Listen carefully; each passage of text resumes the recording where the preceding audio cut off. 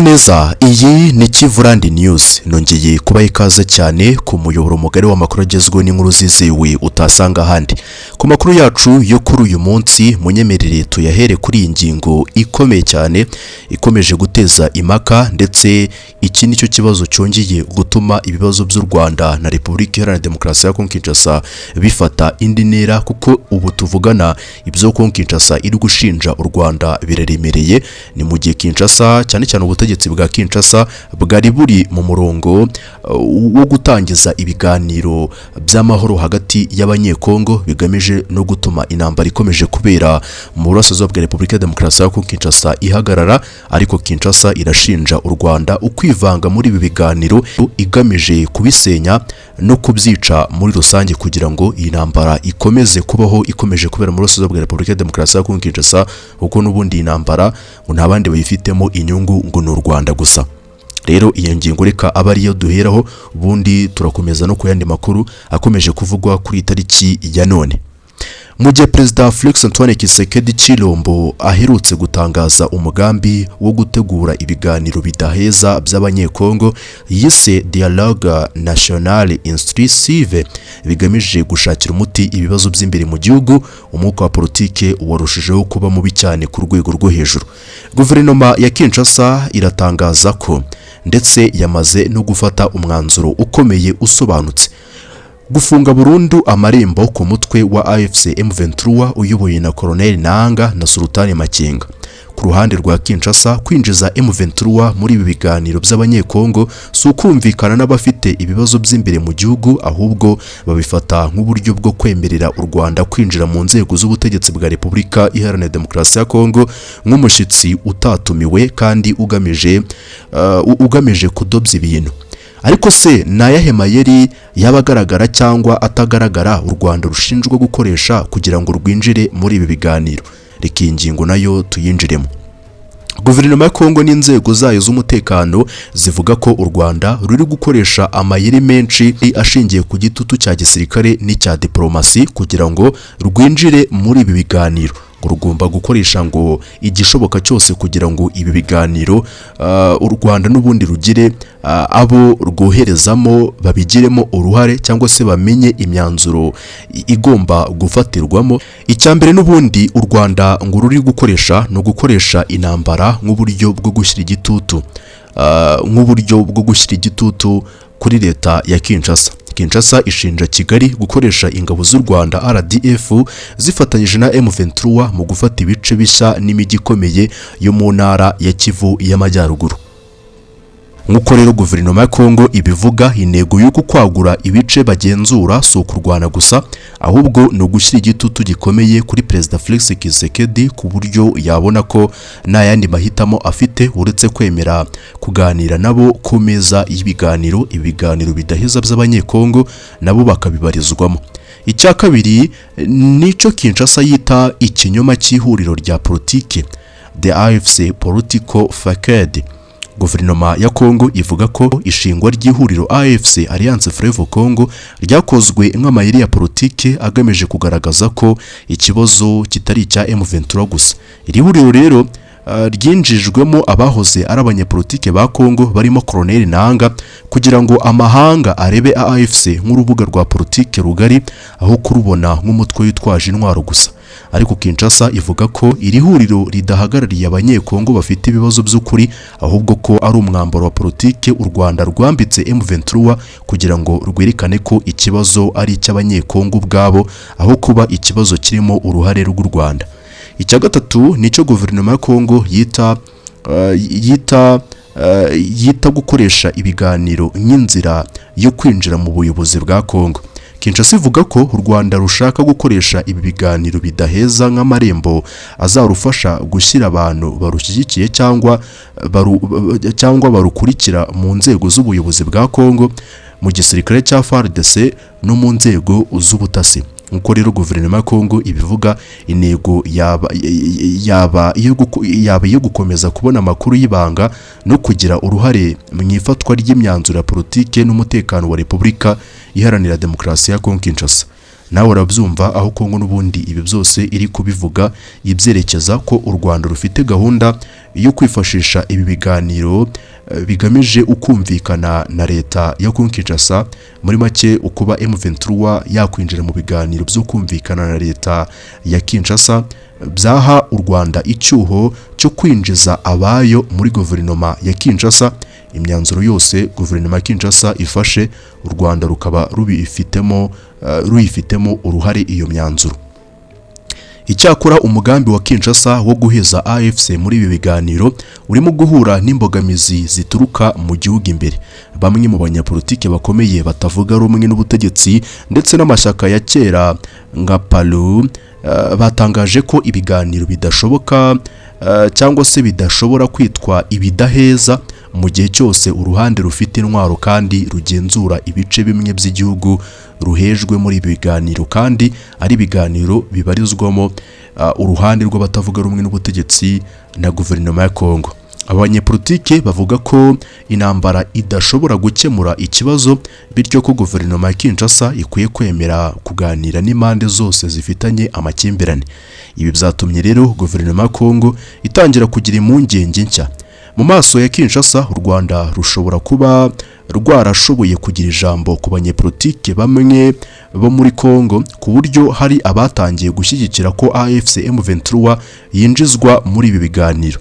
Ibi byongereye impungenge rero z'uko u Rwanda rushobora rwose kuba ruri gukoresha amayeri yo guha inkunga cyangwa kumvikanisha imigambi yarwo binyuze mu banyepolitike batavuga rumwe n'ubutegetsi bwa Perezida Felix Tshisekedi, kugira ngo icyifuzo cyarwo cyo kwinjiza M23 muri ibi biganiro kigere ku ntego. Kuri guverinoma ya Kinshasa, kwinjiza AFC M23 cyangwa u Rwanda muri ibi biganiro bidaheza si ikibazo cy'ubwumvikane busanzwe, ahubwo babifata nk'umutego ukomeye ushobora kugira ingaruka zikomeye ku busugire bwa Repubulika Iharanira Demokarasi ya Congo. Minisitiri w'itumanaho akaba n'umuvugizi wa guverinoma Patrick Muyaya hamwe n'abandi bayobozi ba leta bagaragaza impungenge, bavuga ko igihe cyose u Rwanda cyangwa abaruhagarariye bakwitabira ibi biganiro bishobora guteza ibibazo bikomeye cyane ku gihugu kurusha ibyo igihugu kuri ubu ngubu kirimo. Impungenge ya mbere niyo gucengera mu nzego z'igihugu nk'uko nabikubwiye no gutakaza ubusugire bwacyo. Kinshasa ivuga ko u Rwanda ruramutse rwinjiye muri ibi biganiro binyuze kuri M23 byarufasha kugera ku mabanga ya leta no kugira uruhare mu buryo imyanzuro ifatwamo mu nzego z'imbere mu gihugu. Leta ya Congo rero ivuga ko itinya ko M23 yakoresha uwo mwanya ikinjiza abantu b'u Rwanda mu gisirikare cya FARDC no mu nzego z'ubutasi, bityo Kigali rero ikazagira ijambo rikomeye mu miyoborere n'umutekano wa Congo mu gihe kitari kirekire cyane kiri imbere. Rero impungenge ya kabiri niyo guverinoma ya Congo yita gushimangira no kurengera inyungu z'ubukungu. Guverinoma ya Congo ivuga ko intambara imaze imyaka myinshi ibera mu burasirazuba bw'igihugu ishingiye ahanini ku mutungo kamere harimo zahabu, korota n'andi mabuye y'agaciro.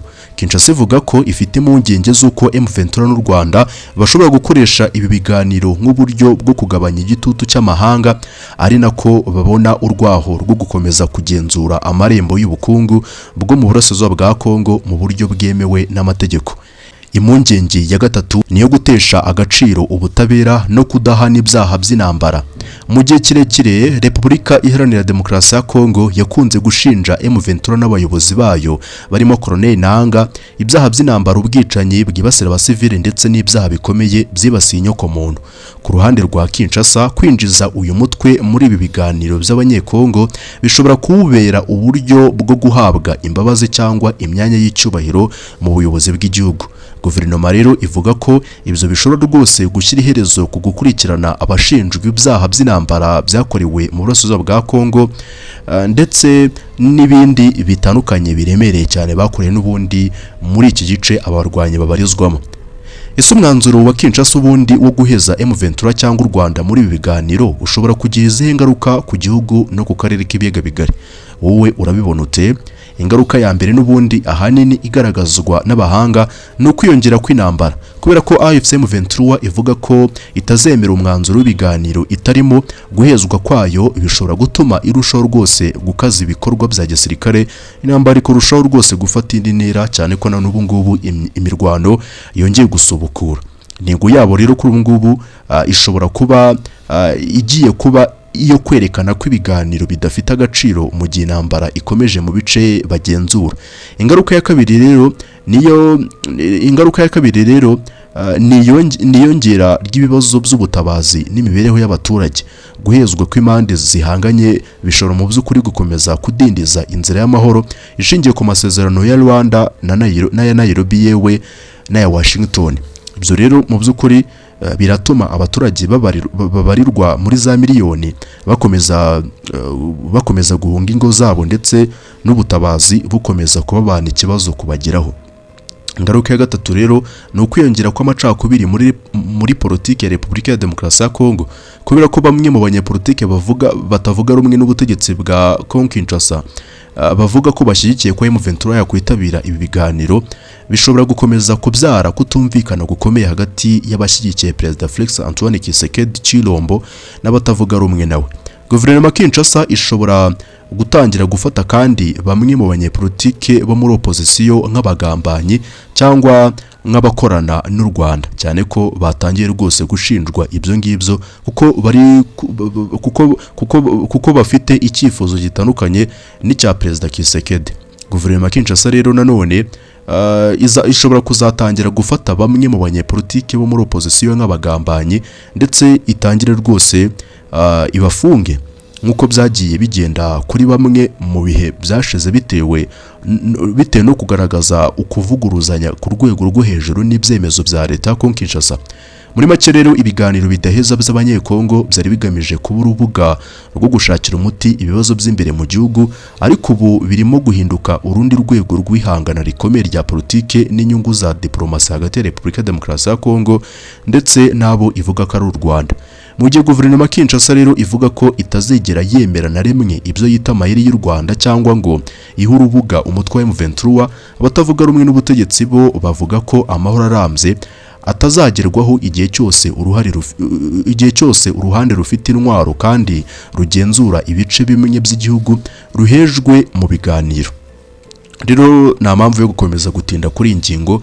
Icy'ingenzi nuko wamaze kumva aho ruzingiye. Kinshasa niyifuza ko M23 yakwitabira ibi biganiro bidaheza kuko ibona ko M23 iramutse ibigizemo uruhare u Rwanda na rwo tayari rwaba rwabigizemo uruhare kandi ko imyanzuro yose yafatirwamo M23 yigizemo uruhare byaba ari nko kwijomba inkota, byaba ari uguhereza u Rwanda intwaro cyangwa se guhereza u Rwanda imbarutso iri ku mutwe wa Repubulika Iharanira Demokarasi ya Kinshasa.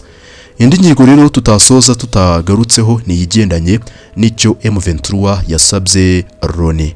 M23 yasabye Loni ibintu bine nyuma yo kuyifatira ibihano. Ikingingo tuyigaruka kuko n'ubundi no bwa mbere M23 igize icyo ivuga nyuma yo gufatirwa ibihano bikomeye na Loni.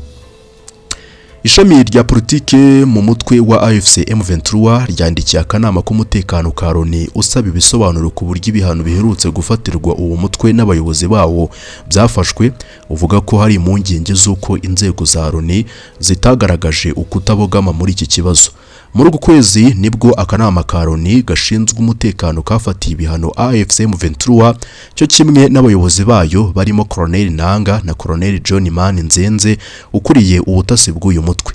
AFC M23 mwibaruwa yandikiye ako kanama kopi yayo ikaba yarabonywe kandi n'ikinyamakuru Jeune Afrique yasabye ibintu bine by'ingenzi.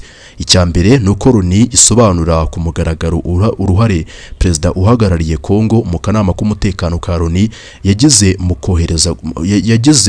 mu kohereza guteza imbere no kwemeza imyanzuro yashize abayobozi ba AFC M23 n'uwo mutwe ku rutonde rw'abafatiwe ibihano.